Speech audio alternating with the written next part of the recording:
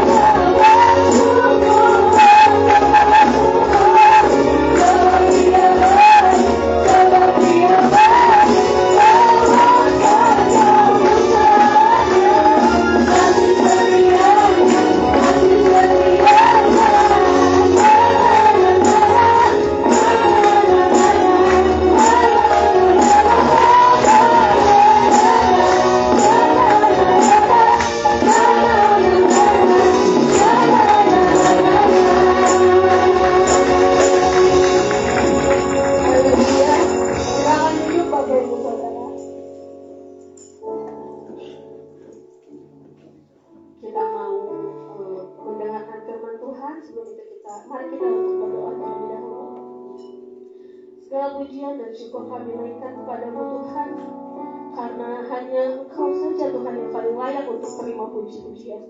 Saat ini Tuhan, kami hendak mendengarkan firman-Mu.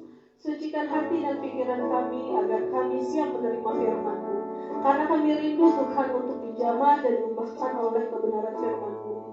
Urapi juga hamba-Mu Tuhan yang akan menyampaikan firman-Mu, agar setiap kata yang dia keluarkan itu semua dari Roh Kudus saja Tuhan Yesus, agar Engkau semakin dimuliakan Tuhan Yesus. Terima kasih Tuhan Yesus. Haleluya. Amin.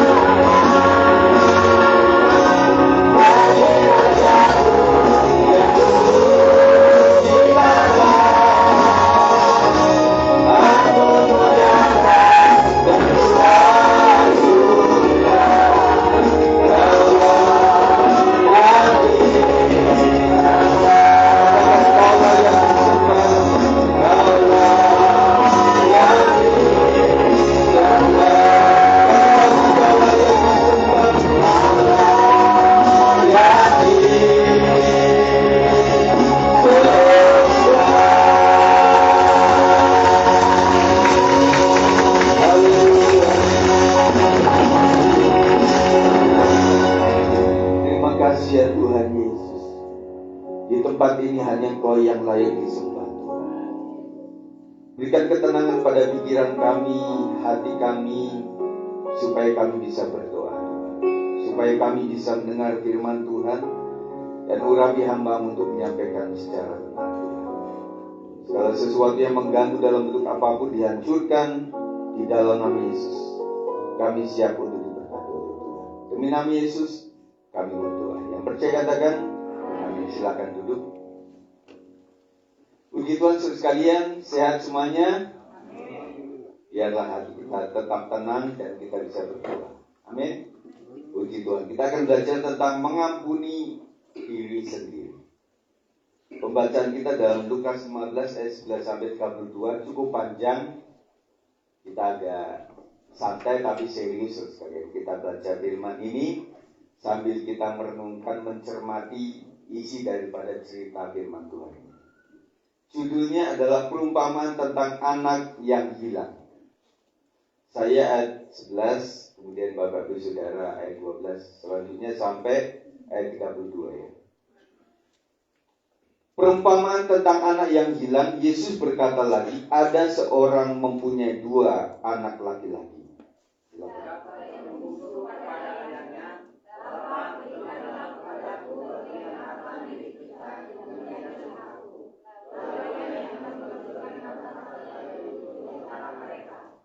Beberapa hari kemudian anak bungsu itu menjual seluruh bagiannya itu, lalu pergi ke negeri yang jauh. Di sana ia memboroskan harta miliknya itu dengan hidup berfoya-foya.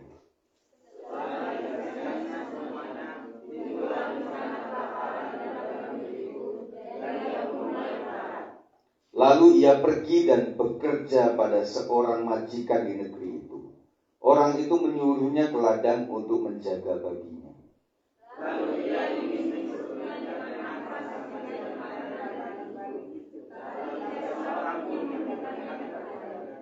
Lalu ia menyadari keadaannya, katanya, betapa banyaknya orang upahan Bapakku yang berlimpah-limpah makanannya, tetapi aku di sini mati kelaparan.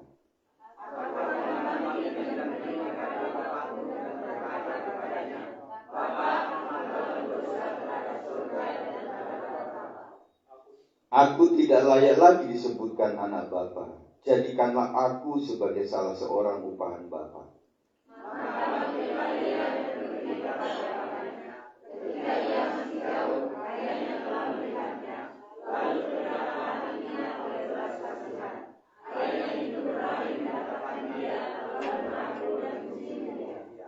Kata anak itu kepadanya, Bapa, aku telah berdosa terhadap surga dan terhadap Bapa.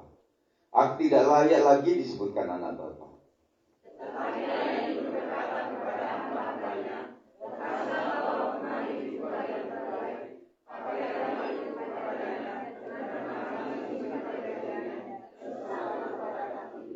Dan ambillah anak lembu tambun itu, sembelihlah dia dan marilah kita makan dan bersukacita.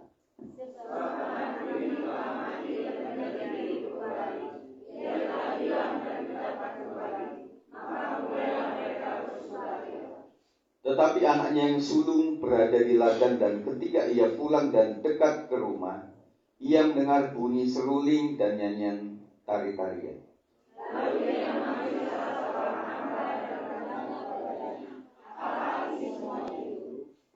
Jawab hamba itu, adikmu telah kembali dan ayahmu telah menyembelih anak lembu tambun, karena ia mendapatnya kembali dengan sehat.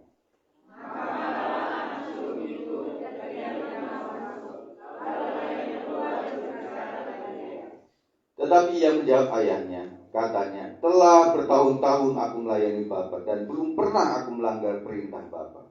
Tetapi kepadaku belum pernah Bapa memberikan seekor anak kambing untuk bersukacita dengan sahabat-sahabatku.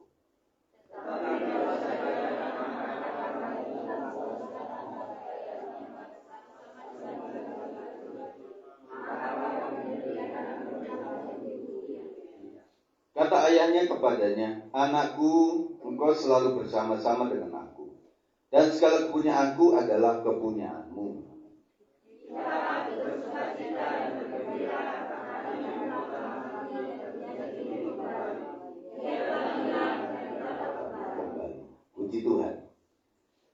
yang cukup panjang saudara sekalian, ini mewakili kita semua.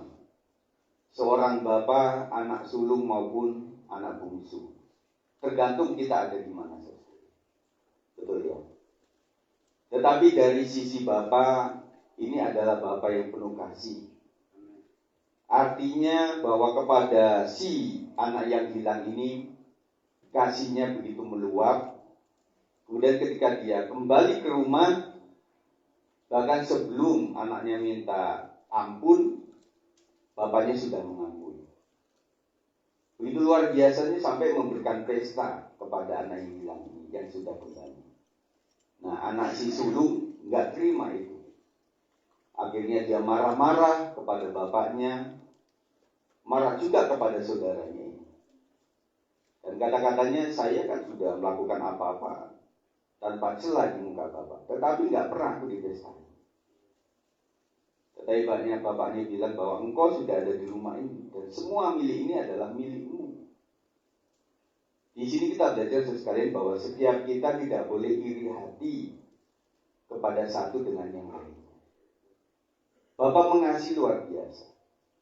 Mungkin kita di posisi seorang bapak yang saya pernah katakan kepada anak yang kurang baik, kadang orang tua itu lebih memperhatikan. Ya, terjadi seperti itu. Keluarga kami juga seperti itu. Jadi buat anak-anak yang baik itu juga merasa iri hati. Kenapa si mama itu, si papa itu sukanya kepada yang adik atau kakak yang notabene kurang baik menurut kita. Tetapi hati seorang bapak adalah mengatakan begini, kamu sudah baik kan? Ini belum baik. Jadi aku lebih kepada touch kepada yang kurang baik. Supaya sudah baik ya sudah. Tetapi yang kurang baik ini perlu perhatian yang lebih. Ingat kan anak kecil itu kadang-kadang reseh menurut kita kan. Banyak melakukan apa-apa itu. Kata orang berilmu, mereka itu butuh perhatian. Butuh diperhatikan. Dan kita sudah tua pun butuh perhatian loh. Jadi kadang-kadang kita bertingkah aneh itu karena kita membutuhkan perhatian. Ya, kita belajar itu sekali. Kisah anak yang hilang memperlihatkan bagaimana seorang bisa bangkit dari kejatuhan dan menerima kembali pengampunan serta pemulihan dari Allah. Siapapun kita, saya katakan sering kali kita nggak sempurna sekali. Dan bagi orang yang pernah jatuh, itu wajar, yang penting tidak disengaja. Dan kita membutuhkan pengampunan yang luar biasa yang daripada Tuhan. Ia bergumul dengan keadaan, terutama dengan dirinya sendiri. Bagaimana caranya bisa menerima diri sendiri dan mengalami pengampunan dari Allah? Yang pertama menyadari kesalahan. Ayat 17 tadi mengatakan 1, 2, 3. Lalu ia menyadari keadaannya, katanya, betapa banyaknya orang upahan Bapakku yang berlimpah-limpah makanannya, tetapi aku di sini mati kelaparan. Jadi ketika menghadapi kesulitan seperti itu, baru anak ini menyadari bahwa selama ini di rumah itu begitu luar biasa, apa-apa ada. Tetapi aku kurang terima dengan itu. Kalau segi etika sekalian ini, anak juga agak kurang ajar sih. Kurang ajarnya apa? Menurut saya karena kan bapaknya belum mati. Ya udah ngambil warisan dulu gitu. Makanya yang sulung tuh mencak-mencak kepada yang bungsu ini. Ya, adikku ini benar-benar nggak tahu diri. Dia udah ngambil warisan dulu, habis itu berpesta pora. Kemudian balik lagi. Setelah itu bapakku terima juga. Dalam hati bapak juga kurang benar. Begitu selesai. Tetapi di sisi ini kita melihat bagaimana pengampunan seorang bapak itu luar biasa. Meskipun anaknya seperti itu, sisi bapak bilang, kau yang sulung, kau yang bungsu, semua adalah anakku. Dan semuanya harus ditolong, semuanya harus diselamatkan. Dan dia sudah katakan, hai anakku, kau sudah di rumah ini, semua adalah milikmu. Ya, adikmu sudah kembali lagi. Itulah adalah sukacita yang luar biasa.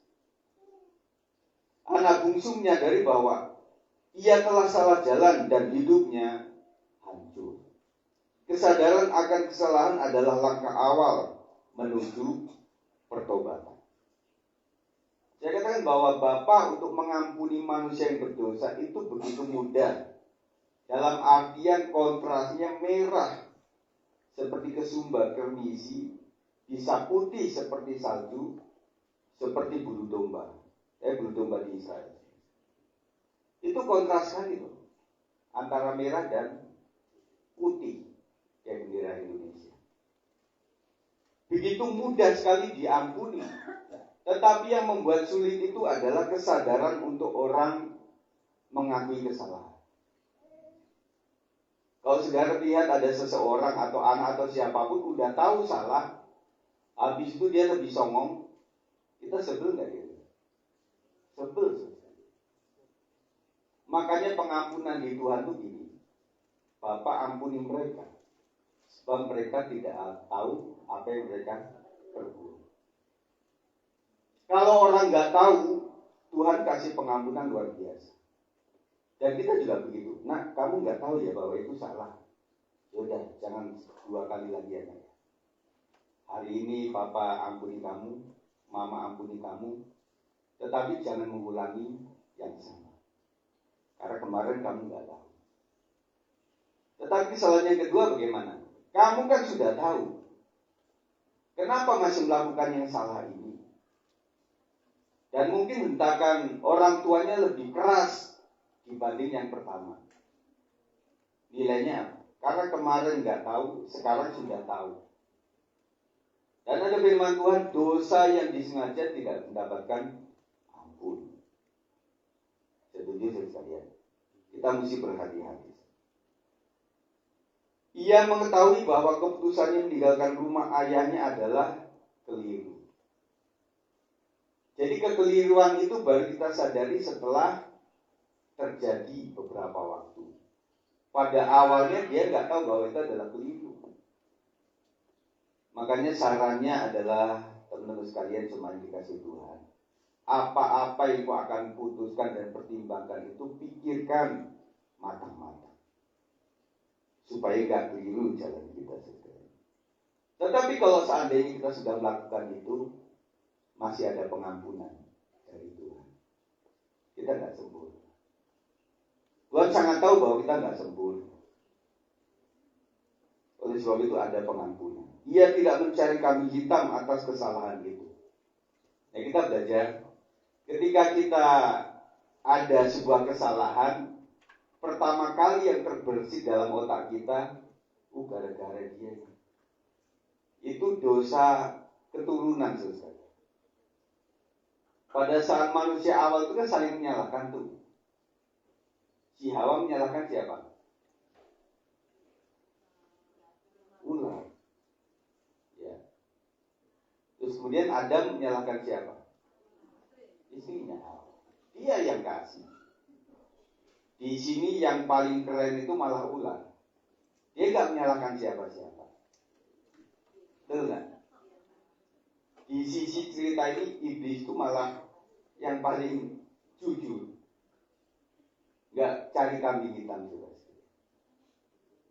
Nah, karena kita memang seperti itu ya teman-teman sekalian.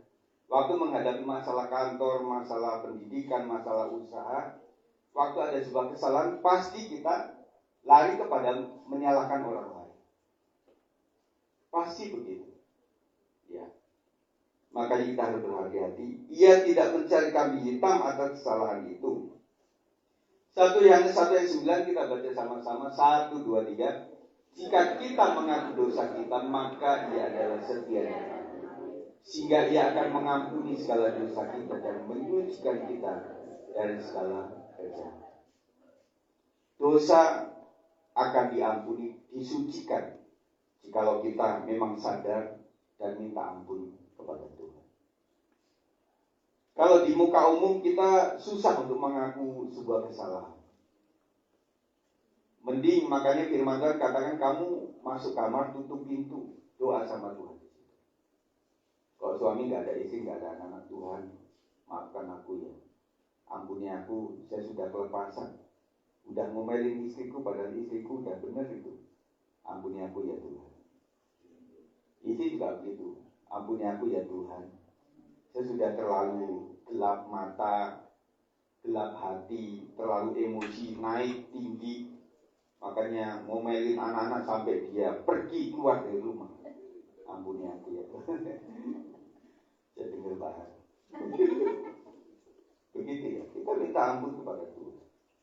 Anak-anak juga begitu. Oh, ampuni aku ya Tuhan. Saya sudah keburu emosi. Bapak baru ngomong apa, mama udah ngomong apa, saya udah lari dari rumah.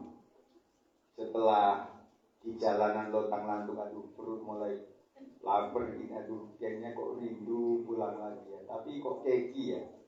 Mau pulang nanti ngomong apa sama bapak mamaku itu. Aku udah merasa salah. Akhirnya di jalan itu saudara mengaku dosa. Tuhan ampuni aku Tuhan. Aku pengen pulang. Tuhan akan kendalikan mulut orang tuaku, supaya dia nggak ngomel lagi. Akhirnya dia datang. Nah, waktu datang ke rumah apa yang terjadi? Ternyata bapak emaknya sudah mengampuni sejak awal.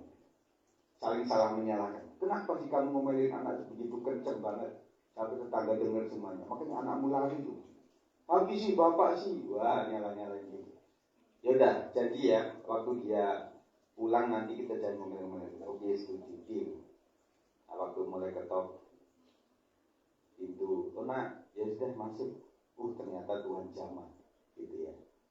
Terus kalian, jadi kita itu sebenarnya mudah mengampuni kepada orang lain. Mudah kok, orang Timur, orang Indonesia, mudah untuk mengampuni orang lain. Yang membuat susah itu adalah orang itu udah tahu salah, tambah songong. Itu yang buat kita tambah marah. Ya.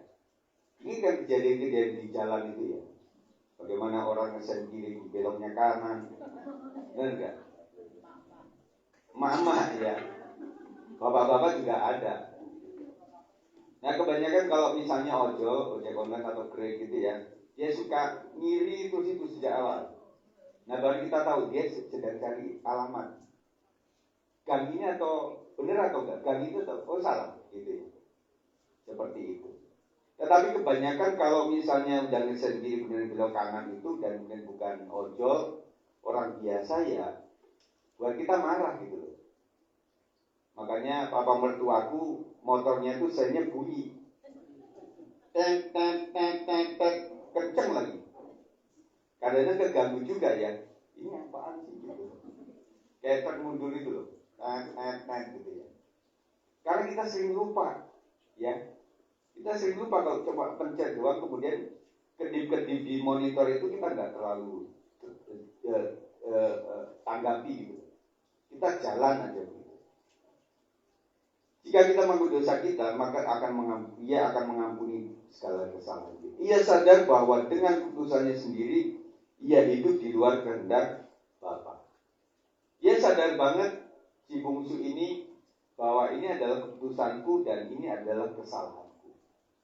Jadi aku harus menanggung resiko ini sehingga hasilnya membawa tidak adanya kebahagiaan. Yang kedua, meninggalkan kesalahan. Lukas 15 ayat 18 sampai 19. 1, 2, 3. Aku akan bangkit dan pergi kepada Bapakku dan berkata kepadanya, Bapa, aku telah berdosa terhadap surga dan terhadap Bapa. Aku tidak layak lagi disebutkan anak Bapa. Jadikanlah aku sebagai salah seorang upahan Bapa.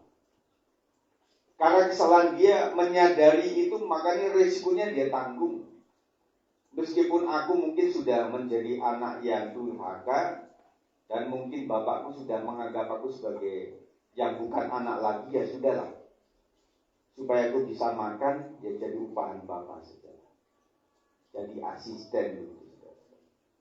Itu pikiran dia. Jadi orang yang menyadari kesalahan kadang-kadang tidak membutuhkan sesuatu yang harus kembali lagi kemuliaan dia karena dia mengakui bahwa ini ada kesalahanku. Ia tidak hanya menyesal, tapi bangkit dan memutuskan untuk kembali ke rumah ayah. Yang bisa menolong adalah ayahnya. Karena dia di situ, di perantauan itu tidak ada yang orang menolong. Dalam kisahnya sebuah drama, dikatakan pada saat dia masih kaya raya karena pegang warisan, akhirnya teman-teman dekatnya kan luar biasa tuh, meloroti dia sebenarnya. Dekat, kalau orang punya duit itu kan pada dekat tuh, ditraktirin gitu ya. Setelah habis-habisan, anak-anak muda yang lain apakah peduli sama dia? Enggak. Dia tinggalkan. Sampai akhirnya dia membutuhkan makan dan hanya ada ampas daging yang dia makan. Dia berpikir bahwa ternyata di rumah orang tuaku tuh lebih indah dibanding di sini. Makanya dia pikir, ya udahlah saya memutuskan menjadi hambanya saja nggak apa-apa. Menjadi orang upahan Bapak. Ia tidak berusaha untuk menyembunyikan pelanggaran yang dibuat, tetapi mengakui dosanya dengan jujur. Mazmur 34 ayat 19 mengatakan Tuhan itu dekat kepada orang-orang yang patah hati. Dan ia menyelamatkan orang-orang yang remuk jiwanya. Dalam terjemahan BMK, Tuhan dekat kepada orang yang berkecil hati. Ia menyelamatkan orang yang patah semangat. Orang kadang-kadang kecil hatinya karena menghadapi berbagai penderitaan dan gangguan kehidupan ini, menjadi kecil hatinya. Dan kadang-kadang membuat kita patah semangat. Di dalam firman Tuhan mengatakan hati yang gembira adalah obat yang manjur. Makanya sering saya pesankan kepada anggota keluarga yang punya anggota keluarga yang lain yang sakit, mereka membutuhkan dukungan untuk disemangati selain diomelin. Karena minum obat susah. Karena minum yang bagus kadang-kadang sulit. Tuh kalau enggak teh manis itu kayaknya kayak bukan minum. Kalau minuman anjir tuh rasanya kok di perut itu enggak enak gitu ya. Akhirnya nyuri-nyuri buat teh manis sendiri begitu ya. Diomelin-omelin begitu ya. Nah, sekarang harus ada pemakluman antara si pasien dan juga yang sehat. Yang sehat memaklumi memang yang sakit itu sensitif, mudah panas, merasa tidak diperhatikan. Ya, Azam ya. Jadi betul, jadi apalagi orang tua ya, yang merasa bahwa dirinya sakit dan gak bisa melakukan apa-apa, ditinggalkan anaknya 1 jam itu kayak 100 hari. Kok gak balik-balik begitu ya. Itu rasanya seperti itu. Dan kita anak-anak juga begitu kan, anak-anak waktu panas, anget gitu ya, tuh mama ambil minumnya lama banget sih. Padahal kan mesti ngangetin dulu ya, pakai di kompor dinyalain dulu lama, itu aja sensitif gitu loh. Bapak-bapak udah minta ini, aduh, udah, kok memang gak ada di mana-mana, udah biarin aku mati aja, udah begitu sekali. Dan kalau yang satunya juga sensitif, ya udah mati-mati aja lah. Nabi itu nanya, kalau aku mati, kamu kawin lagi nggak? Nah, begitu jadinya. Ya rumah tangga itu seperti itu. Kok ini mati aja lah, suka duka bersama. Amin sekali. Nanti indah pada waktunya. Jadi Tuhan dekat dengan orang yang kadang-kadang kecil hatinya, ciut. Ya, menghadapi belakangan ini kita juga merasa ciut. Dan saya hanya berharap kita tenang saja saudara. Kita doain terus itu. Dan kemarin kita juga berdua ya sampai malam itu karena Yapet ada Cempaka Putih. Itu kan situasi lagi memanas itu. Ya puji Tuhannya itu langsung dipercepat. Nah saya itu kita kan terus pantau itu. Artinya Yapet kasih live perjalanan dia itu. Kita pantau aja berdua. Ini Yapet sampai sini. Udah mampang kunci. Ya, sekitar Ragunan, udah sekitar Tanjung Barat nih, Lenteng Agung nih, udah mulai ITC. Akhirnya nyampe, nyampe di situ senyum-senyum dia. Ini mama papaku ngapain malam-malam? Jam berapa sih? Jam 11, 12, jam 10 ya. Jam 12 kami berdua di situ. Geter juga ibu-ibu, betul nggak? Anak-anak kok. Dan saya percaya ibu-ibu yang punya anak, kerja, apalagi di kota atau di PIK, itu KCC itu ya, masih aman kah Stella ini yang ada di rumah? Kita juga getar. Kemarin Ibu Sol juga getar karena anaknya ojek online juga. Habis itu ikut lagi. Ya. Jadi kita juga merasa itu ciut juga. Ya, kita juga doa gitu untuk anak-anak kita semuanya supaya selamat gitu. Nah setelah nyampe dia bilang, cuma demo doang. Ya kamu bilang begitu. Nah kita lihat terus itu di medsos. Ya kita doakanlah. Nah, akhirnya saya bilang, ya ini banyak doain lah. Ya baru temennya sana, temen Papa Mama juga doain. Kita juga doa. Ya dan kita doain semuanya anak-anak kita supaya aman dalam dunia itu. Setelah nyampe kita mikirin lagi nih. Ada 1 sampai 5 itu ada gerakan demo. Waduh. Ini anakku sudah mulai kuliah ini. Habis di Jakarta loh. Kita berharap supaya dari rumah aja lah, gak zaman dulu Zoom gitu ya.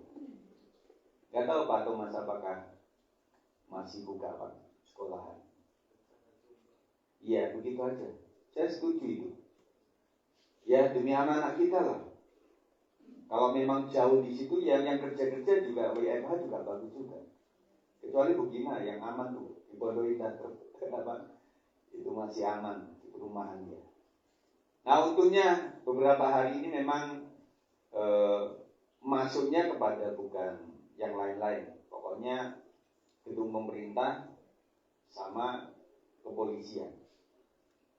Ya kita doakan supaya ini nggak meluas sekalian. Pokoknya kita tenang aja doa sama Tuhan. Dan juga saya rencanakan kemarin itu ngobrol sama istri saya, apakah 5 hari itu kita akan buat doa khusus untuk Indonesia.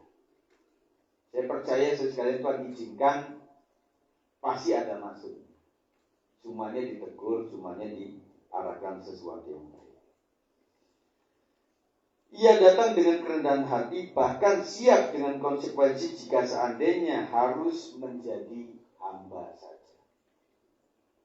Ini artinya ya udahlah, legowo lah, saya udah salah, ya udah jadi apapun, jadilah seperti itu. Artinya yang ketiga, mendapat pengampunan.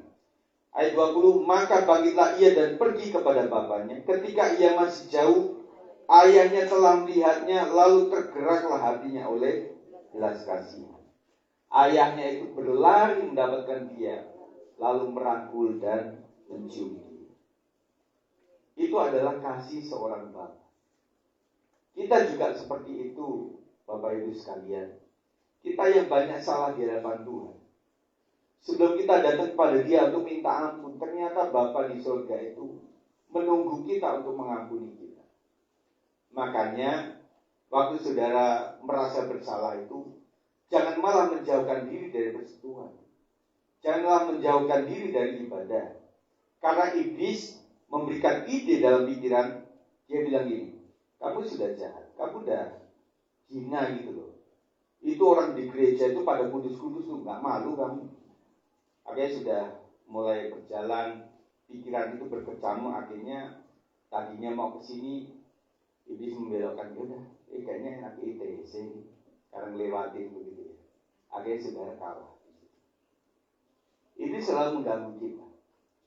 Tetapi gereja Tuhan haruslah saling mengampuni satu dengan yang lain. Setuju? Hambanya masih banyak kelemahan, ibu gembala masih banyak kelemahan.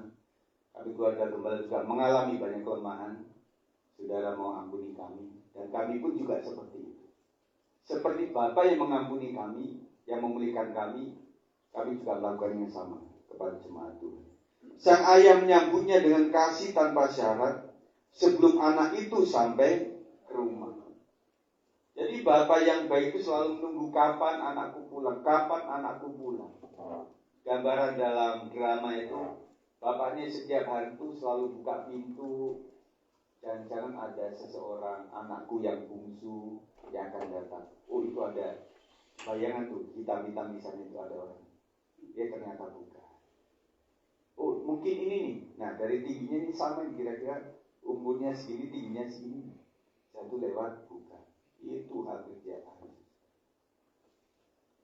Dan mungkin Tuhan Yesus menunggu kita seperti itu. Kapan ya anakku ini mau bertobat? Supaya aku cepat memulihkan dia. Jadi cepat mengaku kesalahan, di situ pun cepat dipulihkan. Tergantung kita sendiri. Makanya kalau ada orang mengaku dosa kesalahan itu jangan dibully, saudara. Kita menghargai. Ia tidak dihukum, melainkan dipeluk dan dipulihkan sebagai anak. Dia diterima kembali dan mendapatkan pemulihan. Sukacita besar dinyatakan karena satu orang berdosa telah bertobat. Pertobatan kita mendatangkan sukacita surga.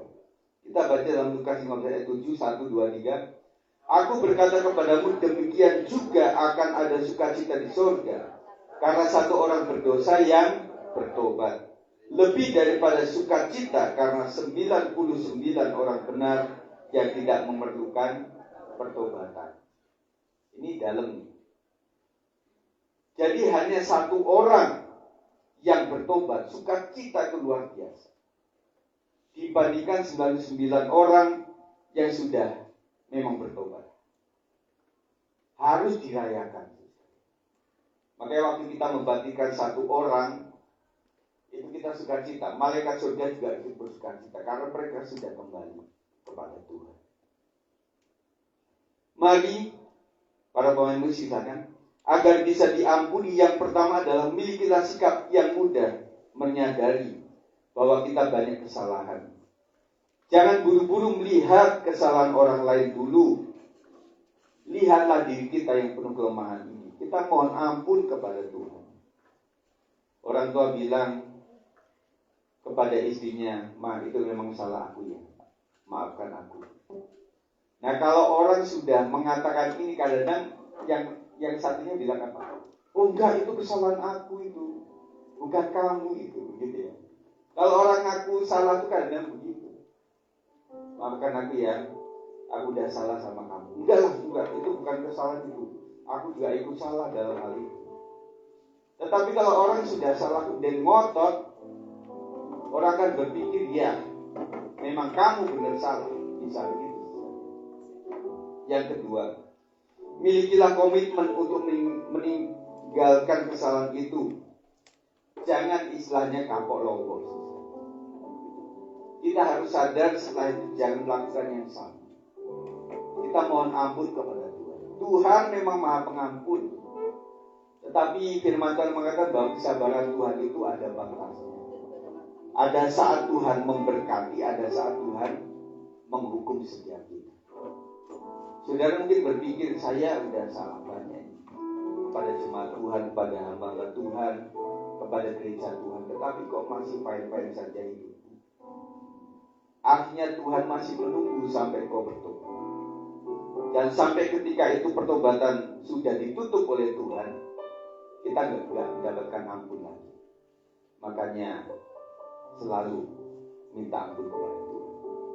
Ampuni aku Tuhan atas setiap kesalahan. Ketika kita melakukan dua hal itu, pastilah Bapa yang baik akan mengampuni dan pasti akan memulihkan kehidupan kita.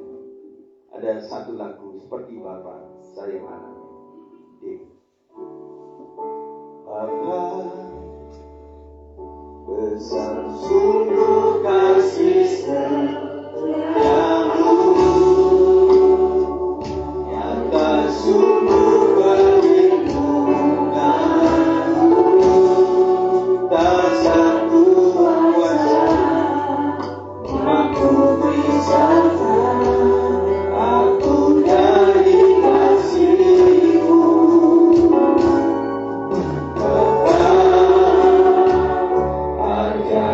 Selalu hormat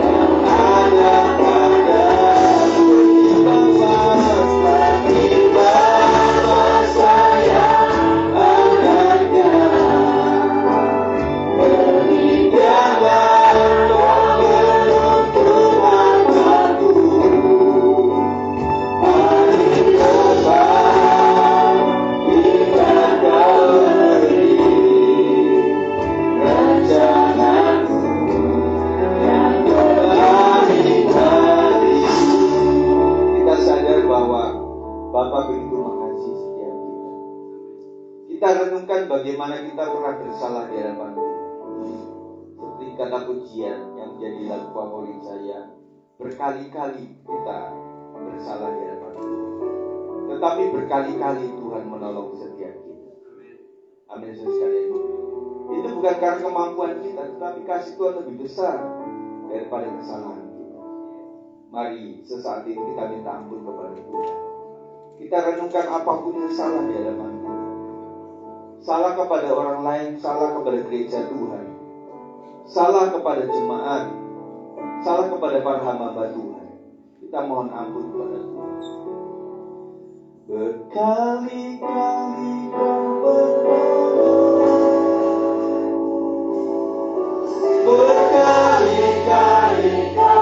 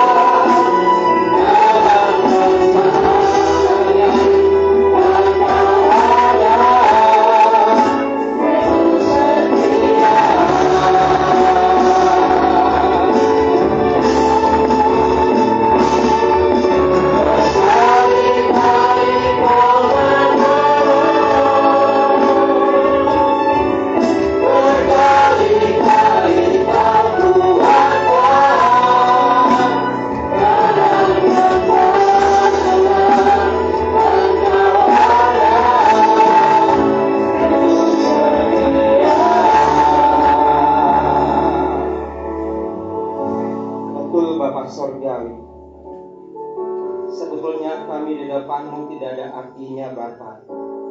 Kami adalah debu dan tanah Tuhan. Kami cacing di depan-Mu, penuh dengan noda, salah, dosa. Seringkali kami berucap, berpikir, bertindak tidak sesuai dan tidak seturut dengan kehendak firman-Mu. Seringkali kami jatuh dan tergeletak Tuhan. Seringkali kami lemah dan tidak berdaya karena sakit penyakit kami, karena ego kami, karena emosi kami Tuhan. Oh Bapa Surgawi, saat ini kami boleh datang menghadap hadirat-Mu Tuhan. Jamah kami Tuhan.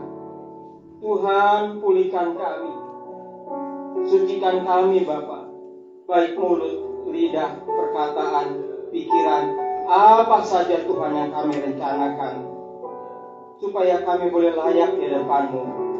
Tuhan, kami boleh datang seperti anak bungsu yang jauh Tuhan daripada Engkau, yang penuh dengan dosa Tuhan, tetapi dia mau kembali kepada Bapa di surga. Itulah gambaran kami Tuhan yang tidak berdaya, manusia yang jatuh dalam dosa. Ini kami Tuhan, boleh datang menghadap hadirat-Mu Tuhan. Biarlah senantiasa Engkau boleh pulihkan kami dalam kehidupan kami, baik di dalam pekerjaan, di rumah tangga, di tengah-tengah masyarakat, organisasi, di tempat pekerjaan, dimanapun kami berada Tuhan. Kami bisa menunjukkan kami sebagai anak Tuhan yang baik.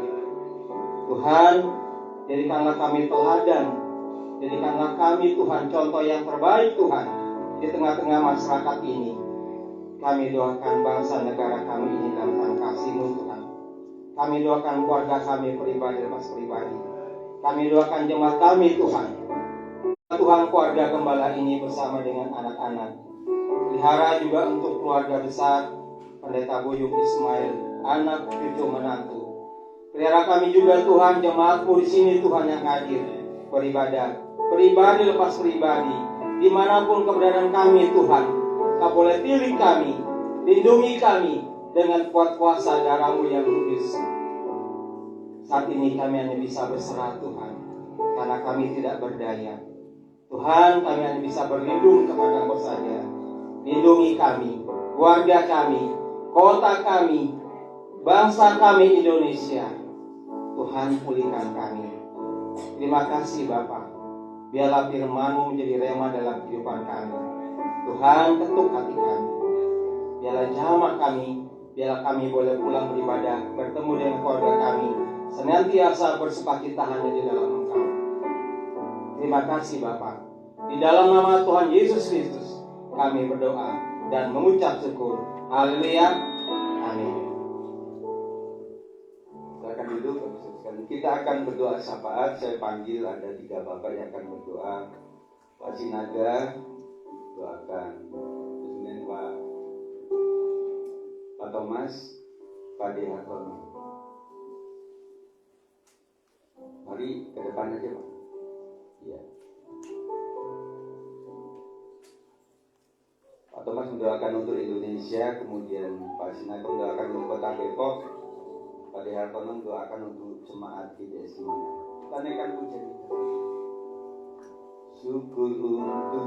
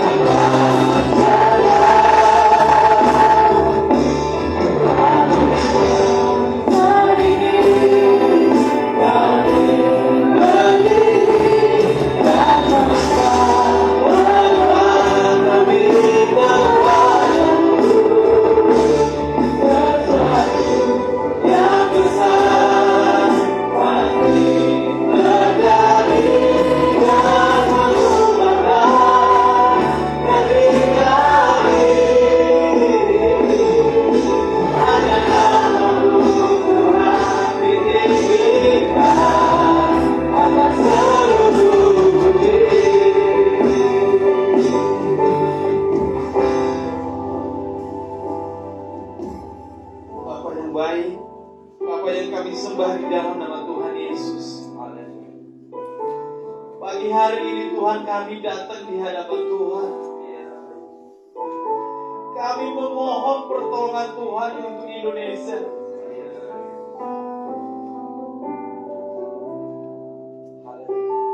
Satu minggu belakangan ini Tuhan, Engkau tahu apa yang terjadi di bangsa kami. Secara manusia Tuhan, kami tidak mampu.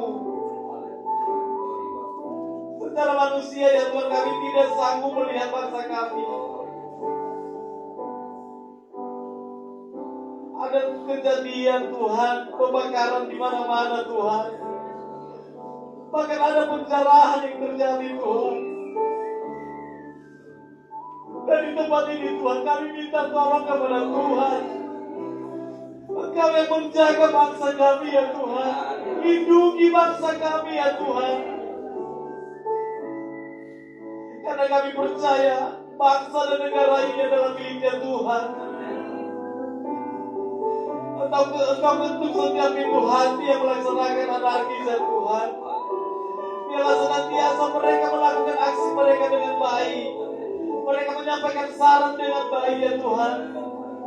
Sehingga demonstrasi yang mereka lakukan bisa berjalan dengan baik dan sesuai dengan kehendak-Mu ya Tuhan. Bapa, kami rindu bangsa ini menjadi bangsa miliknya Tuhan. Kami rindu kedamaian di bangsa ini Tuhan.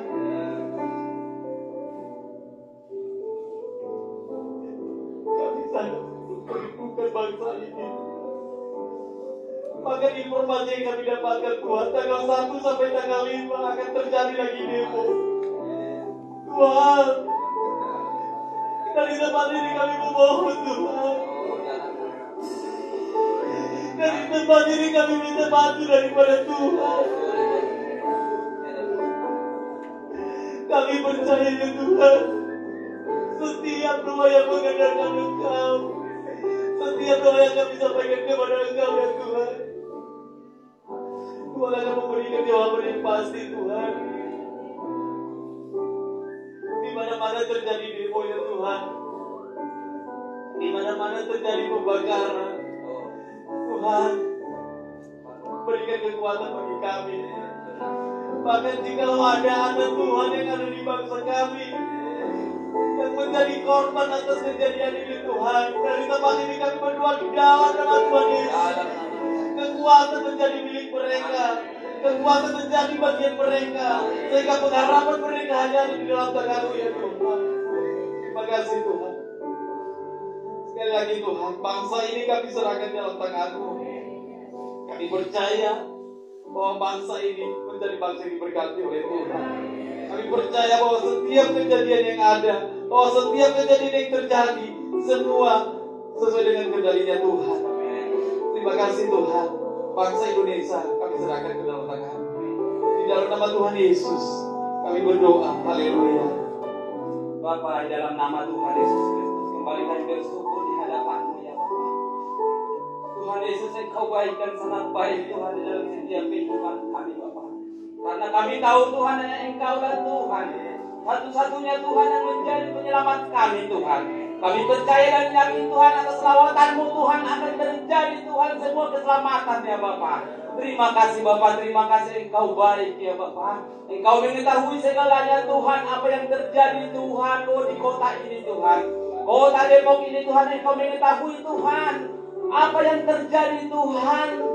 Oh boleh Bapak dinyatakan beberapa orang isu Tuhan, akan terjadi juga demo Tuhan. Oh Bapak, kami percaya dan yakin Tuhan, kami serahkan seluruhnya kota Depok ini ke dalam tangan-Mu. Apabila pun Tuhan terjadi demo Tuhan, oh Bapak, kami percaya dan yakin Tuhan Engkau yang mengendalikan Tuhan kota Depok ini Tuhan. Dan kami percaya Tuhan kuasa Roh-Mu Tuhan yang berkuasa melindungi kota Depok ini Tuhan. Oh Bapak, mari Engkau Tuhan, Engkau pelihara kami setiap umat-umat-Mu Tuhan yang ada di kota Depok ini Bapak. Bahkan gereja-gereja-Mu Tuhan yang ada di kota Depok ini Tuhan, Engkau lindungi, Engkau sertai setiap bangunan-bangunan gereja Tuhan. Supaya Tuhan, oh Bapak, umat-umat-Mu Tuhan melihat kuasa-Mu nyata Tuhan. Biarlah kiranya Tuhan nama-Mu dipermuliakan dan dimuliakan. Tuhan. Bapak Tuhan Yesus yang baik, mari Engkau jamah setiap hamba-hamba-Mu Tuhan pada siang hari ini. Di kota Depok ini, di gereja-gereja-Mu Tuhan yang menyampaikan firman Tuhan. Biarlah firman Tuhan menjadi kehidupan Tuhan. Buat umat-umat-Mu yang percaya dan yakin bahwa Roh-Mu Tuhan yang berkuasa, bahwa Engkau Tuhan yang nyata di dalam setiap kehidupan Tuhan hamba-hamba-Mu. Bahkan untuk menyampaikan firman yang keluar dari mulut hamba-hamba-Mu Tuhan boleh dicerna dengan baik Tuhan, jemaat-jemaat-Mu, umat-umat-Mu yang Kau kasihi ya Bapa. Terpujilah Engkau Tuhan, terpujilah Engkau Yesus. Inilah kami ya Bapa, umat-umat-Mu yang mengenal kebaikan-Mu ya Tuhan. Hanya kepada-Mu kami bersandar ya Tuhan. Hanya kepada-Mu kami berharap ya Bapa. Biarlah kiranya Tuhan Engkau kendalikan kota Depok ini Tuhan. Pemimpin-pemimpin kota Depok ini Tuhan Engkau jamah Tuhan. Mulai dari wali kota, kelurahan, RW, RT Tuhan Engkau memberkati Tuhan. Sehingga mereka juga mendengar suara-Mu ya Bapa. Terima kasih Tuhan, terima kasih Yesus. Engkau tahu Tuhan, Engkau Bapa melihat Tuhan segala isi hati kami. Di pagi hari ini Tuhan kami bersatu hati memohon Tuhan, berdoa kepada-Mu Tuhan supaya terjadi lawatan-Mu di kota Depok ini Tuhan. Biarlah kiranya Tuhan kami Tuhan nyaman dan terang Tuhan. Sekalipun Tuhan ada isu-isu ya Bapa yang dilakukan ya Tuhan tanggal 3 hari Rabu Tuhan akan demo di gedung DPR Tuhan. Di daerah Kota Kembang Tuhan, pemerintahan Kota Depok ya Tuhan yang Kau kuasai ya Bapa. Sehingga Tuhan kami boleh nyaman dan tertidur ya Tuhan. Terima kasih Bapa, terima kasih Yesus. Engkau baik dan sangat baik. Hanya di dalam nama-Mu Tuhan Yesus Kristus kami bersyukur. Haleluya, amin. Bapa di surga, kami juga ingin mendoakan khususnya jemaat-Mu Tuhan, baik yang sudah hadir saat ini maupun mereka yang tidak bisa hadir. Biarlah Engkau pimpin, Engkau atur, Engkau pelihara dengan kuat kuasa-Mu Tuhan. Biarlah mereka merasakan cinta kasih-Mu Tuhan. Tanpa Engkau kami tidak ada apa-apanya Tuhan. Biarlah Tuhan Engkau selalu ada di dalam kehidupan setiap jemaat-Mu Tuhan, baik yang dalam permasalahan apapun bentuknya Tuhan, dalam pergumulan hari-harinya Tuhan, baik dalam ekonominya, baik rumah tangganya maupun segala derita yang sedang dialami Tuhan. Biarlah Kau selalu memelihara setiap kami. Banyak sekali di antara anak-Mu ini Tuhan yang mengalami sakit penyakit. Biarlah Tuhan berjamah membantu pelihara. Biarlah setiap kami yang mengalami penderitaan rela dengan hati melakukan. Karena Engkau sedang mencintai kami, mengatur kami, memelihara kami, agar kami rela hidup dalam berdoa kami. Terima kasih Bapa, terima kasih. Pelihara semuanya yang ada di setiap kami ini Tuhan, dari kepala sidang sampai jemaatnya Tuhan. Biarlah Tuhan kami merasakan senantiasa firman Tuhan yang setiap saat kami dengar. Biarlah kami memampukan untuk melakukan dalam kehidupan hari-hari. Terima kasih Bapa. Biarlah pengampunan yang setiap saat Engkau berikan kepada kami, kami juga akan mengampuni sesama kami seperti apa yang telah difirmankan saat ini. Terima kasih Bapa. Kami menyerahkan seluruh doa kami ini di dalam nama Tuhan Yesus Kristus.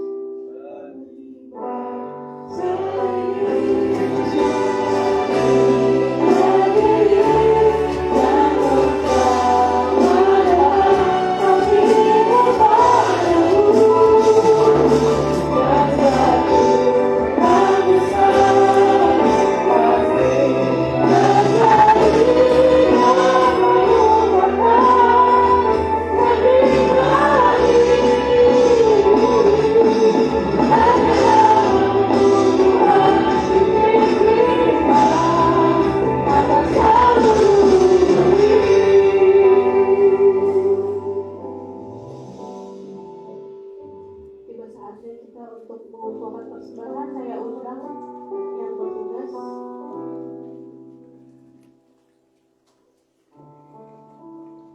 Mari Bapak Ibu kita bersatu dalam doa.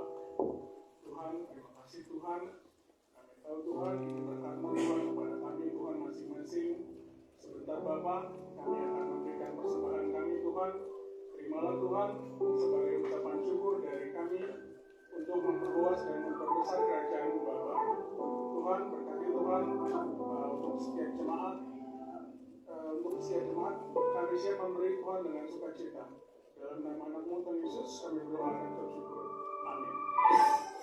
Kita memberi pasti diberkati, berkata firman Tuhan. Kita menunggu pasti kemenuhan, itulah umumnya memberi yang terbaik dengan sukacita. Kita lagi untuk dibukakan. Siapa memberi pasti akan diberi, terpujilah Tuhan tak terluka. Kita memberi pasti diberkati, itu kata firman Tuhan. Kita menabur pasti kemenuhan, itulah umumnya memberi yang terbaik dengan sukacita. Kita lagi akan dibukakan. Siapa memberi pasti akan diberi, terpujilah Tuhan tak terluka. Siapa memberi pasti diberkati, itu kata firman Tuhan. Siapa menabur pasti kemenuhan, itulah umumnya memberi yang terbaik dengan sukacita. Kita lagi akan dibukakan. Siapa memberi pasti akan diberi, terpujilah Tuhan tak terluka.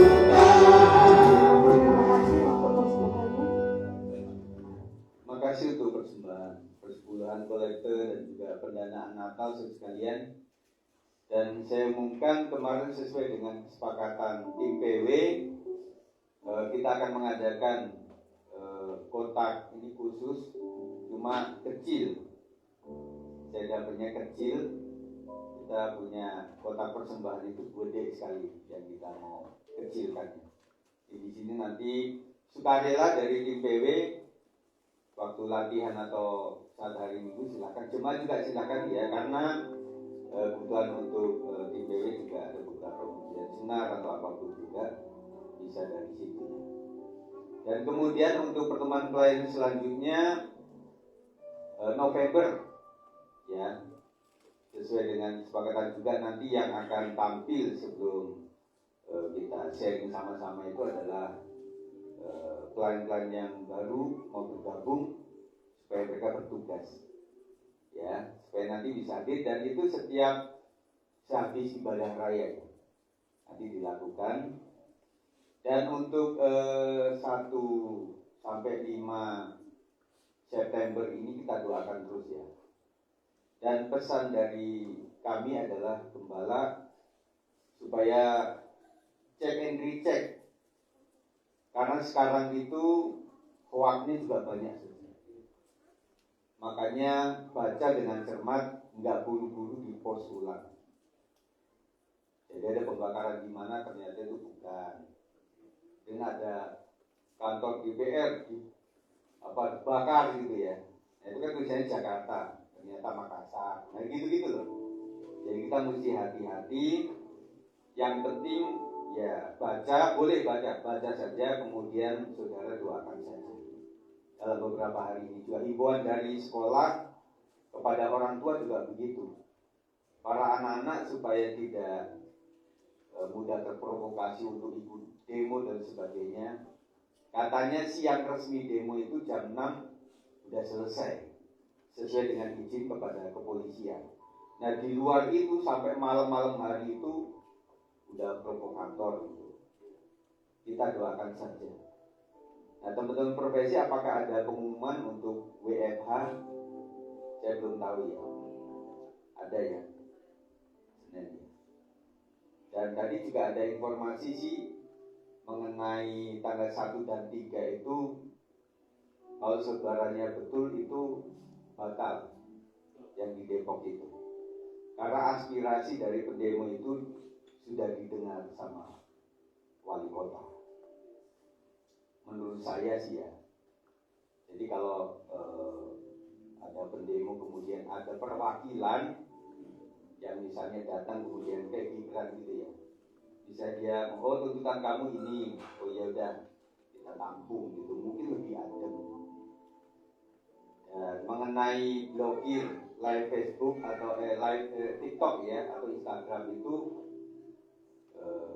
sudah beberapa saat dihentikan gitu ya. Memang agak telat sih. Permintaan maaf dari teman-teman yang jadi korban itu juga telat sih. Karena rakyat udah kandung emosi. Ya, makanya doakan terus Kota Depok itu. Dan kita berharap nanti bisa Zoom sama-sama lah ya, doakan untuk Indonesia dan Kota Depok ini minimal dari Senin, Selasa, Rabu, Kamis, Jumat. Tanggal 5 itu libur kan ya, pas tanggal merah. Jadi kita berharap supaya bisa doa sama-sama. Kita doakan. Terima kasih Bapak saya sudah mendoakan syafaat dan kita doakan terus. Dan kita akan tutup ibadah kita sekalian. Mending langsung pulang supaya aman ya. Lihat TV aja lah. Dan kita doakan terus ya. Jangan terprovokasi. Itu saja pesan saya. Dan mari kita akan bangkit berdiri. Nanti Pak Sapa akan menuju dalam doa sebelum saya doakan. Kita naikkan pujian ini. Kami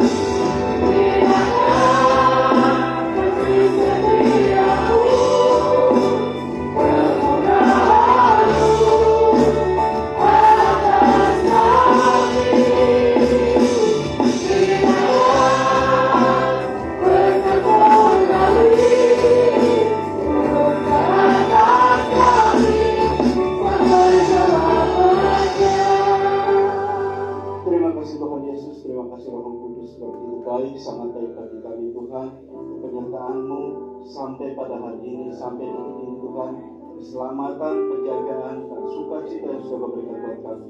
Tuhan, sebentar kami juga akan pulang ke rumah kami masing-masing Tuhan. Biarlah damai sejahtera senantiasa melingkupi kami, keluarga kami, anak-anak kami Tuhan. Dan mengantarkan kami sampai kegiatan kami berikutnya. Biarlah penyertaan-Mu, perlindungan-Mu, penjagaanmu senantiasa ada pada hidup kami ya Tuhan. Terima kasih ya Bapa untuk ibadah pagi hari ini ya Tuhan. Biarlah kiranya ibadah ini Tuhan boleh menjadi penguatan dalam hidup kami ya Tuhan. Dan hidup kami Tuhan boleh menjadi sebuah berkat untuk kehidupan kami, keluarga kami, dan senantiasa Tuhan memerapi kami sampai selama-lamanya. Terima kasih Tuhan, hanya di dalam nama Tuhan Yesus kami siap mengakhiri ibadah kami, mengucap syukur berdoa. Mari katakan di hadapan Tuhan. Kiranya berkat limpah atasmu, berkat di dalam nama Bapa, Anak dan Roh Kudus, dan kiranya dalam nama Yesus Kristus memberkati kita sampai Tuhan datang di dua kali. Yang percaya katakan, amin.